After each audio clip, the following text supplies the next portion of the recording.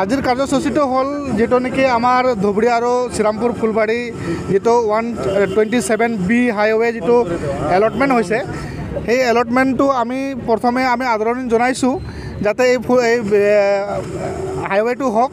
কিন্তু ঘটনাটো হ'ল কি আগত 2017-18 ছাৰ্ভে অলৰেডি হৈছে গভৰ্ণমেণ্ট ছাৰ্ভে কৰিছে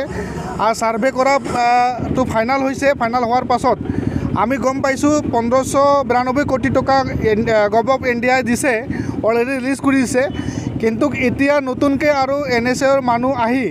নতুনকৈ ছাৰ্ভে কৰি আছে আৰু তাতে আমাক বহুত ধমকি দি আছে কৈ আছে সিহঁতে যেটো নেকি খাছলেণ্ড আছে এইবিলাক খাছলেণ্ডত মানুহবিলাকে কম্পেনচেশ্যন নাপাব উল্টা আমাক পইচা দিব লাগে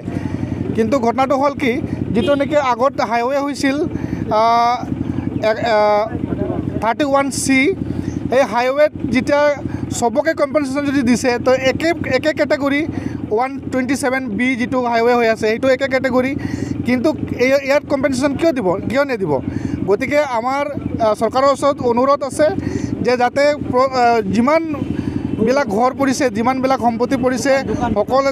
দোকান পাহাৰ যিমান আছে সকলোকে কম্পেনচেশ্যন দিব লাগে আৰু কামটো হওক আমি আশা কৰোঁ আৰু শ্ৰীৰামপুৰ ৰাইজৰ আমাৰ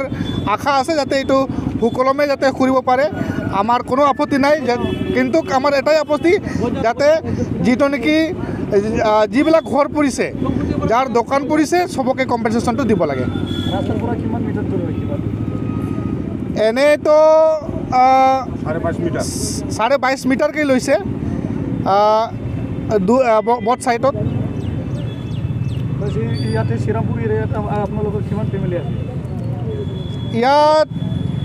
সবেই মিলিতো বহুত ফেমিলি হ'ব নহ'লেও খালি শ্ৰীৰামপুৰ বজাৰ এলেকা হিচাপত আমাৰ চৌপতি আৰু শ্ৰীৰামপুৰতে 3000 more than 3000 হ'ব আপোনালোকে চৰকাৰলৈ কি মূল দাবী জনাব আমাৰ মূল দাবী আমি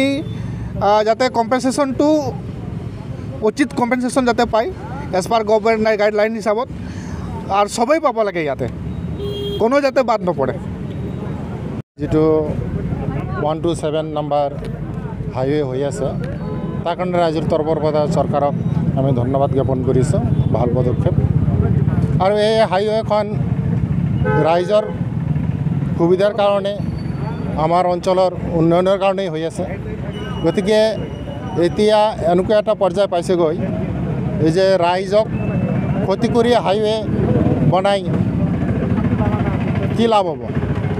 তো ৰাইজৰ যাতে ক্ষতি না হয় তাৰ বাবে আমি দাবী জনাইছোঁ যে এই হাইৱেৰ বাকী কাষৰীয়া যিখিনি হাইৱে বনাওঁতে যিখিনি এৰিয়া কভাৰেজ কৰিব সেই এৰিয়া কভাৰেজৰ ভিতৰত থকা সকলো দোকানী ব্যৱসায় প্ৰতিষ্ঠান ঘৰ মালিক সকলোকে চৰকাৰে উচিত মূল্য বা তেখেতসকলে কাম কৰি খোৱাৰ বাবে যেটো নেকি নেসেসাৰি কম্পেনসেশ্যন সেইটো যাতে পায় তাৰ কাৰণে আমি চৰকাৰক দাবী জনাইছোঁ ৰাইজৰ হৈ এইখিনি ধন্যবাদ